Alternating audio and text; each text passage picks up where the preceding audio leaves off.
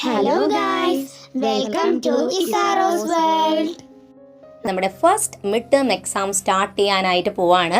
കുറേ പേര് ഇങ്ങനെ എക്സാം എഴുതാൻ വളരെ സന്തോഷത്തോടു കൂടിയാണ് ഇരിക്കുന്നത്. പക്ഷേ കുറേ പേരെങ്കിലും ആകെ ടെൻഷൻ അടിച്ച് മടി പിടിച്ച് പഠിക്കാൻ ഒരു ഇൻട്രസ്റ്റ് ഇല്ലാതെ ഇരിക്കുന്നുണ്ട് എന്ന് എന്നോട് കമൻസിൽ പറഞ്ഞിരുന്നു. അപ്പോൾ ഇന്നത്തെ വീഡിയോ നമുക്ക് എല്ലാവർക്കും വേണ്ടിയുള്ള ടിപ്സ് ആൻഡ് ട്രിക്സ് ആണ് ഷെയർ ചെയ്യുന്നത്. അപ്പം നിങ്ങളുടെ മിഡ് ടേം എക്സാം എന്നാണ് സ്റ്റാർട്ട് ചെയ്യുന്നത് ആ ഡേറ്റ് ഒന്ന് കമൻറ്റ് ബോക്സിൽ കമൻറ്റ് ചെയ്യാൻ മറക്കരുത്. ഫസ്റ്റ് സ്റ്റെപ്പ്, നമ്മൾ പഠിക്കാനിരിക്കുന്ന ഏരിയ ഏതാണെന്ന് തീരുമാനിച്ചിട്ട് അവിടേക്കൊന്ന് വൃത്തിയാക്കി ഇടുകയാണെങ്കിൽ നല്ലതായിരിക്കും. പഠിക്കുമ്പോൾ നമുക്ക് അധികം ഡിസ്ട്രാക്ഷൻ ഇല്ലാതെ ശ്രദ്ധയോടുകൂടി പഠിക്കാൻ പറ്റുന്ന ഒരു ഏരിയ നമ്മൾ സെലക്ട് ചെയ്യാം. രണ്ടാമത്തെ ടിപ്പ് എന്ന് പറയുന്നത് നമ്മുടെ ടൈം ടേബിൾ കൃത്യമായിട്ട് എഴുതി വെക്കുക എന്നുള്ളതാണ്. സാധാരണ ഒരു ദിവസത്തിൽ 2 എക്സാം എന്ന രീതിയിലായിരിക്കും ഫസ്റ്റ് മിഡ് ടേം എക്സാം നമ്മുടെ സ്കൂളിൽ കണ്ടക്ട് ചെയ്യാറുള്ളത്. എക്സാം കഴിഞ്ഞ ശേഷം ബാക്കി സബ്ജക്റ്റുകൾ പഠിപ്പിക്കുകയും ചെയ്യും. അവ സാധാരണ ഓണം എക്സാം പോലെയല്ല. അത്രയും കുറച്ച് ടൈമും അത്രയും കുറച്ച് ക്വസ്റ്റ്യൻസും മാത്രമേ ഫസ്റ്റ് മിഡ് ടേം എക്സാമിന് നമുക്ക് ഉണ്ടാവാറുള്ളൂ. ഇനി മൂന്നാമത്തെ ടിപ്പ് എന്ന് പറയുന്നത് നമ്മുടെ സിലബസ് കൃത്യമായിട്ട് എഴുതി വെക്കുക എന്നുള്ളതാണ്. ഓരോ സബ്ജക്റ്റിലും എത്ര ചാപ്റ്റേഴ്സ് വീതം എക്സാമിന് വരുമെന്ന് കൃത്യമായിട്ട് അതിൽ എഴുതി വെക്കുക. സാധാരണ ഫസ്റ്റ് ചാപ്റ്ററോ ചില സബ്ജക്റ്റിൽ സെക്കൻഡ് ചാപ്റ്ററും ഉണ്ടാവാറുണ്ട്. അപ്പോൾ അത്ര കുറച്ച് മാത്രമേ ഫസ്റ്റ് മിഡ് ടേം എക്സാമിന് നമുക്ക് പഠിക്കാനുണ്ടാവാറുള്ളൂ.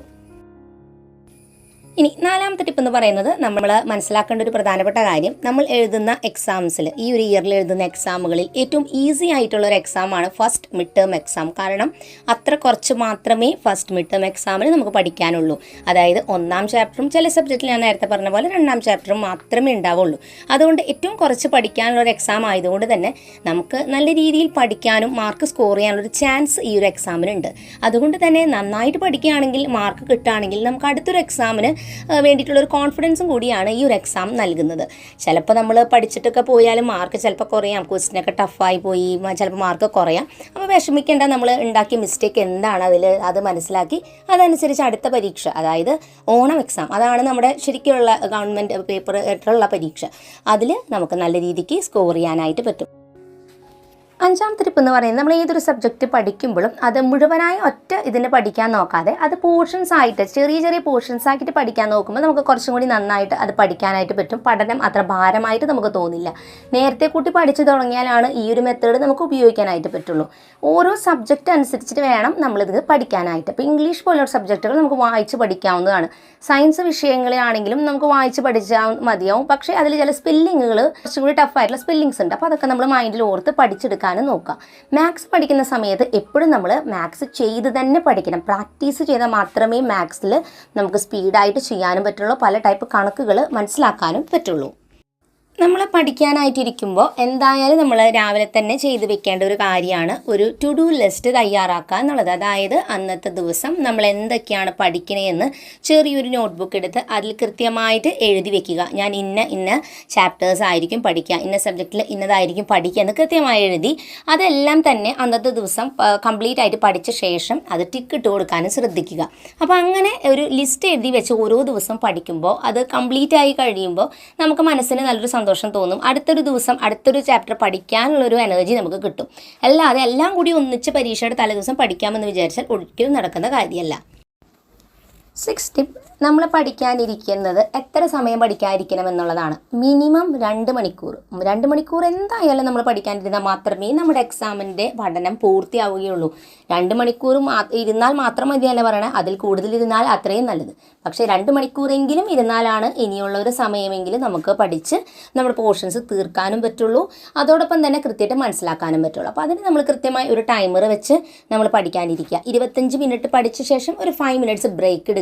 അതിനുശേഷം വീണ്ടും ഒരു 25 മിനിറ്റ് പഠിക്കുക. അങ്ങനെ ഒരു രീതിയിൽ, അതായത് 2 മണിക്കൂർ നമ്മളൊരു 4 ഭാഗങ്ങളായി സ്പ്ലിറ്റ് ചെയ്തിട്ട് നമ്മൾ ഇടയിൽ ഒരു 5 മിനിറ്റ് ബ്രേക്ക് എടുത്ത് അങ്ങനത്തെ ഒരു രീതിയിൽ പഠിക്കുകയാണെങ്കിൽ കുറച്ചും കൂടി ബെറ്റർ ആയിട്ട് നമുക്ക് പഠിക്കാൻ പറ്റും. അതോടൊപ്പം തന്നെ നമുക്ക് കുറച്ചൊരു റിലാക്സും കിട്ടും. എന്നിരുന്നാലും എക്സാം സമയത്ത് നമുക്ക് കുറേ റിലാക്സ് ചെയ്യാനുള്ള സമയമില്ല. നമ്മൾ കുറച്ച് ഹാർഡ് വർക്കും നമ്മൾ കുറച്ച് നമ്മുടെ മടിയൊക്കെ ഒന്ന് മാറ്റി വെച്ച് ഇത്തിരി ത്യാഗമൊക്കെ സഹിച്ചാലാണ് അങ്ങനെയാണ് നമ്മൾ മാർക്ക് സ്കോർ ചെയ്യുന്നത്. അപ്പോൾ അതുകൊണ്ട് തന്നെ കുറച്ച് സമയം നമ്മളൊന്ന് പഠിക്കാനായിട്ടും കൂടി ഈ ഒരു എക്സാം സമയം കുറച്ചുകൂടി എക്സ്ട്രാ എഫേർട്ട് എടുക്കാനും കൂടി നോക്കുക. ഇനി എങ്ങനെയാണ് എക്സാമിന് വേണ്ടിയിട്ട് നമ്മൾ ഓരോ സബ്ജക്റ്റ് പഠിക്കാമെന്ന് നോക്കാം. അപ്പോൾ നമ്മൾ ഇംഗ്ലീഷ് ആയാലും സയൻസ് റിലേറ്റഡ് സബ്ജക്റ്റുകളൊക്കെ ആയാൽ പോലും നമുക്കത് ഫുൾ ചാപ്റ്ററുകൾ വായിക്കുക. സയൻസ് സോഷ്യലൊക്കെ ആണെന്നെങ്കിൽ പ്രധാനപ്പെട്ട പോയിന്റുകൾ അടയാളപ്പെടുത്തുക. അതിനുശേഷം നമ്മുടെ നോട്ട് കൃത്യമായിട്ട് പഠിക്കുക. സാധാരണ ഓരോ സ്കൂളുകാർ തന്നെയായിരിക്കും first mid term exam question paper ഇടുക.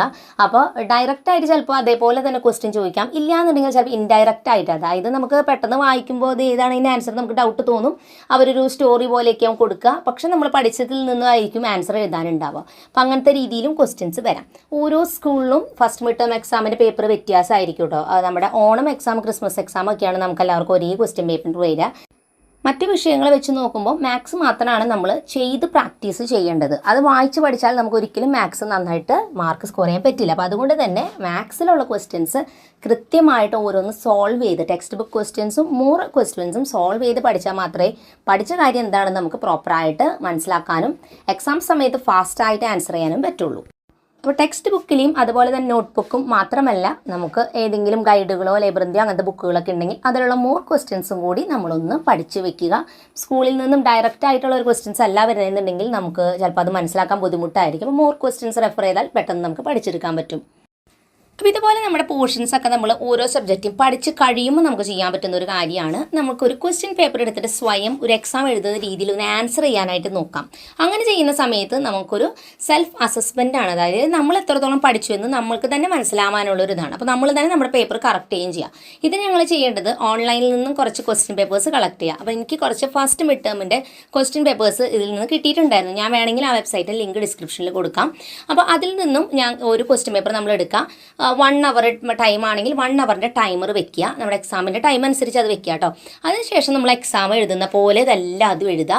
അതിനുശേഷം 1 മണിക്കൂർ കഴിയുമ്പോൾ ടൈമർ ഓഫ് ആകുമ്പോൾ എക്സാം നിർത്തുക. അത് കഴിഞ്ഞ് അത് നമ്മൾ കറക്റ്റ് ചെയ്യുക, നമ്മൾ എഴുതിയതൊക്കെ ശരിയാണോ എന്ന് നോക്കുക. മിസ്റ്റേക്സ് ഉണ്ടെങ്കിൽ അത് ക്ലിയർ ചെയ്യുക. നമ്മൾ ഫാസ്റ്റായിട്ട് എഴുതാൻ വേണ്ടിയിട്ട് ഈ ഒരു ടെക്നിക്ക് നന്നായിട്ട് ഹെൽപ്പ് ചെയ്യും. അതോടൊപ്പം തന്നെ നമ്മൾ ഏറ്റവും ഇമ്പോർട്ടൻ്റ് ആയിട്ട് നമ്മൾ ശ്രദ്ധിക്കേണ്ടത് പഠനവും അതുപോലെ നമ്മുടെ കാര്യങ്ങളൊക്കെ കഴിഞ്ഞു, പക്ഷേ എക്സാം പ്രോപ്പറായിട്ട് എഴുതാൻ നമുക്ക് പോകാൻ പറ്റണമെങ്കിൽ നമുക്ക് നല്ല ആരോഗ്യം കൂടി ഉണ്ടായിരിക്കണം. അപ്പോൾ അതിന് നമ്മൾ നല്ല ഫുഡ് കഴിക്കുക, വീട്ടിലുണ്ടാക്കിയ നല്ല ഭക്ഷണം കഴിക്കുക, പ്രത്യേകിച്ച് എക്സാം സമയങ്ങളിൽ. അത് ഈ ഒരു എക്സാം മാത്രമല്ല, ഏതൊരു എക്സാം സമയത്തും നല്ല ഭക്ഷണം കഴിക്കുക, നന്നായിട്ട് ആവശ്യത്തിന് വെള്ളം കുടിക്കുക. പല അസുഖങ്ങൾ വെള്ളം കുടിക്കുന്നത് വഴി നമുക്ക് ഒഴിവാക്കാൻ പറ്റും. അതോടൊപ്പം തന്നെ 8 മണിക്കൂറെങ്കിലും നന്നായിട്ട് ഉറങ്ങുക. ഇന്നത്തെ ഈ ഒരു വീഡിയോ നിങ്ങൾക്ക് എല്ലാവർക്കും ഇഷ്ടപ്പെട്ടു എന്ന് വിചാരിക്കുന്നു. തീർച്ചയായിട്ടും നിങ്ങളുടെ സജഷൻസും നിങ്ങൾക്ക് ഏതൊക്കെ വീഡിയോസ് വേണമെന്നൊക്കെയുള്ളത് കമൻസിൽ പറയാൻ നമുക്ക് പറ്റുന്നതാണെങ്കിൽ ട്രൈ ചെയ്യാം. പുതിയൊരു നല്ല വീഡിയോ ആയിട്ട് വീണ്ടും വരുന്നതായിരിക്കും. അതുവരെയ്ക്കും എല്ലാ കൂട്ടുകാർക്കും bye bye and take care.